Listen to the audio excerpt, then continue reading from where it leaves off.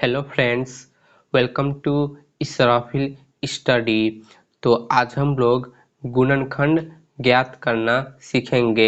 हमने यहाँ 3 अलग अलग क्वेश्चन लिया है, तो वीडियो को लास्ट तक देखिएगा जिससे कि आप अच्छे तरीके से समझ सके। तो चलिए वीडियो को शुरू करते हैं। तो दोस्तों, क्वेश्चन नंबर 1 है 2x² प्लस 7x प्लस 6। तो हम इसका गुणनखंड करेंगे। तो यहाँ लिख लेते हैं क्वेश्चन को।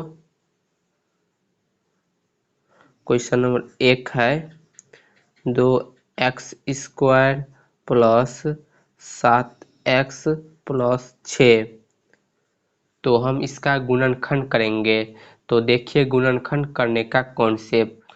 तो दोस्तों, जब भी हम इस प्रकार के सवाल का गुणनखंड करेंगे तो हम इस क्लास वाली जो संख्या है ना, इससे x² में जो संख्या है उसमें गुना करेंगे। यानी हम 6 से इस 2 में गुना करेंगे। लास्ट वाली संख्या से x² के गुणांक में जो संख्या है उसमें गुना करेंगे। तो 6 है और यहाँ 2 है, तो गुना करेंगे क्या होगा, 6 दूनी 12। तो गुना करने पर 12 हो रहा है। अब ध्यान दीजिए, अब हम क्या करेंगे, ये जो 12 है ना, इसे हम इस प्रकार 2 भाग में तोड़ेंगे कि प्लस करने पर 7 आना चाहिए। यानी हम ऐसी 2 संख्या खोजेंगे जिसे प्लस करने पर 7 आना चाहिए और गुना करने पर 12 आना चाहिए। क्यों प्लस करने पर 7 आना चाहिए? क्योंकि इसका लास्ट वाली संख्या क्या है, 6, और इसका चिन्ह है प्लस। तो इसीलिए हम जोड़कर 7x लाएंगे।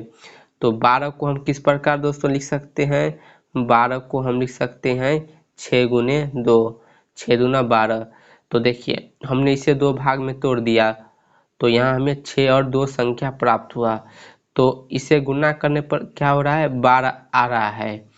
लेकिन जब हम इसे जोड़ेंगे तो क्या होगा, 6 प्लस 2 8, लेकिन हमें 7 लाना है। तो दोस्तों, हमें जो 2 संख्या चाहिए वो ये नहीं है। ठीक, फिर से हम 12 को इस प्रकार 2 भाग में तोड़ेंगे कि गुना करने पर 12 और जोड़ने पर 7 आना चाहिए। तो 12 को दोस्तों हम क्या लिख सकते हैं, इस प्रकार भी लिख सकते हैं 4 गुने 3। 4 को 3 से गुना करेंगे 12, और जब हम 4 और 3 को जोड़ेंगे तो क्या होगा, 7 हो रहा है कि नहीं। तो देखिए ये हमारा प्लस करने पर 7 आ रहा है। तो अब हम यहाँ लिख सकते हैं कि 4x प्लस 3x बराबर क्या होगा, 7x। तो अब हम इस क्वेश्चन में ये जो 7x है ना, इसकी जगह लिखेंगे 4x प्लस 3x। ठीक है, तो हम इस प्रकार 2 संख्याओं को खोजेंगे। अब देखिए यहाँ लिखेंगे हम 2x², ठीक है, प्लस है, प्लस लिखेंगे। अब ध्यान दीजिए यहाँ क्या है, 7x। तो हम 7x को क्या लिख सकते हैं, 4x प्लस 3x। तो लिख लेते हैं 7x की जगह 4x प्लस 3x, और ये प्लस 6। अब ध्यान दीजिए यहाँ कितना पद है, 1 2 3 4, 4 पद है। तो हम 2 पद को हल करेंगे। यानी पहले हम इस 2 पद को हल करेंगे, फिर हम इस 2 पद को हल करेंगे। तो कैसे हल करेंगे, तो यहाँ देखिए यहाँ है 2x² प्लस 4x। तो इस दोनों को हल करने का मतलब ये है कि हम इसमें से कॉमन निकालेंगे। यानी जो हमारा चर या अचर संख्या इस दोनों में है उससे निकाल देंगे। तो पहले हम अचर संख्या देखेंगे। तो यहाँ 2 है और यहाँ 4 है। तो इस दोनों में से क्या बाहर आ जाएगा, यानी इस दोनों में क्या कॉमन है। तो हम 4 को 2 गुने 2 लिख सकते हैं, और यहाँ भी 2 है, तो इसमें से 2 कॉमन आएगा। ठीक है, फिर से देखिए, अब देखिए चौर वाली संख्या। तो यहाँ है x² और यहाँ है x।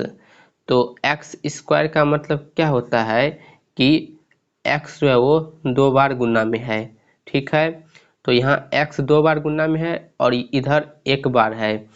तो इस दोनों में x भी कॉमन दिख रहा है, तो यहाँ से एक x भी कॉमन आ जाएगा, यानी 2x² प्लस 4x में से हमारा कॉमन आएगा 2x। ठीक है, तो कॉमन आ गया। अब हम क्या करेंगे, जो बच गया उसे हम कोष्टक में लिखेंगे। तो हमने 2x² में से 2x निकाल लिया, तो क्या बाकी रह गया, सिर्फ एक x। ठीक है, यहाँ से 2 निकाल लिया, फिर x² में से एक x निकाल लिया, तो क्या बाकी रह गया, एक x। अब यहाँ प्लस है तो प्लस लिखेंगे। यहाँ क्या था, 4x, तो हमने 4x में से 2x निकाल लिया, तो 4 में से 2 निकाल लिया, 2 बाकी रह गया। हमने x भी निकाल लिया, तो इसीलिए सिर्फ 2 बाकी रह गया।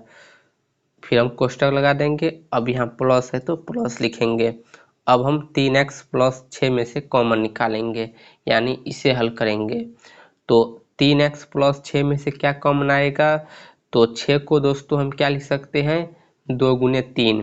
तो यहाँ भी 3, यहाँ भी 3 है, तो ये दोनों कॉमन है, तो इसे निकाल लेते हैं 3 को।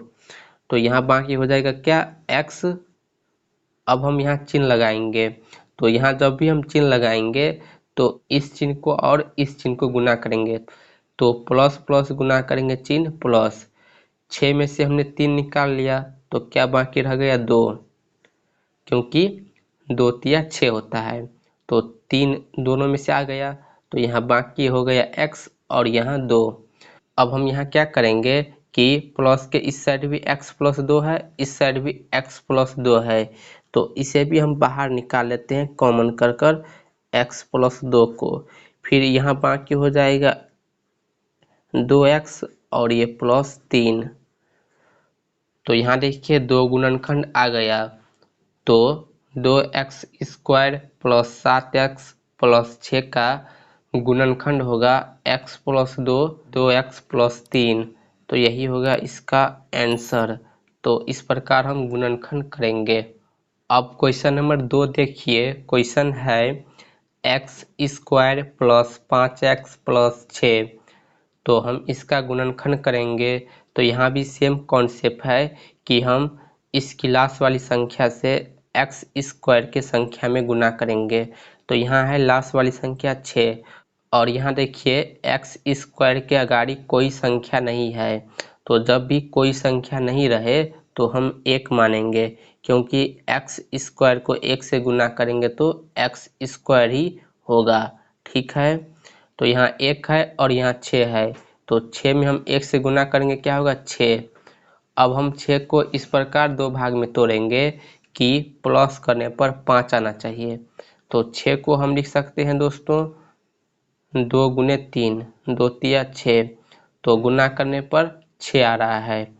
अब जोड़ कर देख लेते हैं कि 5 होता है कि नहीं। तो 2 प्लस 3 क्या होगा, 5, यानी 2x और 3x को जोड़ेंगे तो 5x होगा। तो हम यहाँ लिखेंगे अब x² प्लस 5x की जगह लिखेंगे 2x प्लस 3x और ये प्लस 6, 4 पद हो गया। अब हम दो पद को हल कर कर कॉमन निकालेंगे। तो यहाँ है x² प्लस 2x, तो इस दोनों में दोस्तों x कॉमन आएगा, क्योंकि x दोनों में है। तो यहाँ एक x बाकी हो जाएगा, प्लस 2x में से हमने x निकाल लिया, तो क्या बाकी रह गया, 2। अब यहाँ प्लस है तो प्लस लिखेंगे। अब देखिए 3x प्लस 6, तो यहाँ से क्या कॉमन आएगा, तो यहाँ से 3 कॉमन आएगा, तो यहाँ बाकी हो जाएगा x, प्लस प्लस को गुना करेंगे चिन्ह प्लस, 6 में से हमने 3 निकाल लिया, तो 2 बाकी हो गया। तो फिर से हम क्या करेंगे यहाँ कि x प्लस 2 को कॉमन निकालेंगे, तो यहाँ बाकी हो जाएगा x प्लस 3। तो x² प्लस 5x प्लस 6 का गुणनखंड होगा x प्लस 2 गुने x प्लस 3। ठीक है, तो इस प्रकार हम इसे हल करेंगे। अब क्वेश्चन नंबर 3 देखिए, क्वेश्चन है x² प्लस 6x प्लस 8। तो यहाँ भी हम इसका गुणनखंड करेंगे। तो कॉन्सेप्ट क्या है कि 8 से हम x² के गुणांक में गुना करेंगे। तो यहाँ x² के अगाड़ी कोई संख्या नहीं है, तो हम 1 मानेंगे, तो हम 1 में 8 से गुना करेंगे 8। अब हम 8 को इस प्रकार 2 भाग में तोड़ेंगे कि प्लस करने पर 6 आना चाहिए। तो 8 को दोस्तों हम क्या लिख सकते हैं, 4 गुने 2, 4 और 2 को गुना करेंगे 8। अब हम देखते हैं कि जोड़ने पर 6 होता है कि नहीं। तो 4 और 2 को जोड़ेंगे तो ये 6 होगा, यानी 4x प्लस 2x बराबर 6x होगा। तो अब हम यहाँ लिखेंगे एक्स स्क्वायर प्लस 6x जो लिखेंगे 4x प्लस 2x प्लस 8, ठीक है। तो यहाँ भी 4 पद है तो दो दो पद को हल करेंगे। तो यहाँ है एक्स स्क्वायर प्लस 4x, तो हम यहाँ से कॉमन निकालेंगे तो यहाँ से एक x कॉमन आएगा, तो यहाँ बाकी हो जाएगा एक x, फिर प्लस 4x में से x निकाल लिया तो 4 बाकी रह गया, यहाँ प्लस है तो प्लस लिखेंगे। अब 2x प्लस 8 में से कॉमन निकालेंगे तो यहाँ से कॉमन आएगा दोस्तों 2, 8 को हम 4 गुने 2 लिख सकते हैं, तो यहाँ भी 2 है और यहाँ भी 2 है इसलिए 2 आ गया। अब जो बच गया उसे हम कोष्टक में लिखेंगे तो यहाँ x बाकी हो जाएगा। अब चिन्ह लगाएंगे तो प्लस प्लस गुना करेंगे चिन्ह, प्लस 8 में से 2 निकाल लिया तो 4 बाकी हो गया। तो देखिए कोष्टक में x प्लस 4 है, यहाँ भी x प्लस 4 है, यानी गुणनखंड सही है। फिर से हम क्या करेंगे कि x प्लस 4 को कॉमन निकालेंगे तो यहाँ बाकी हो जाएगा x प्लस 2। तो दोस्तों x square plus 6x plus 8 का गुणनखंड होगा x प्लस 4 गुने x प्लस 2। तो इस प्रकार हम गुणनखंड करते हैं इस टाइप के सवाल का। तो उम्मीद करता हूँ कि आपको वीडियो समझ आई होगी। अगर आपको वीडियो पसंद आए तो वीडियो को लाइक, कमेंट और शेयर ज़रूर कीजिए। यदि आप चैनल पे पहली बार आए हैं तो प्लीज़ चैनल को सब्सक्राइब ज़रूर कर लीजिए।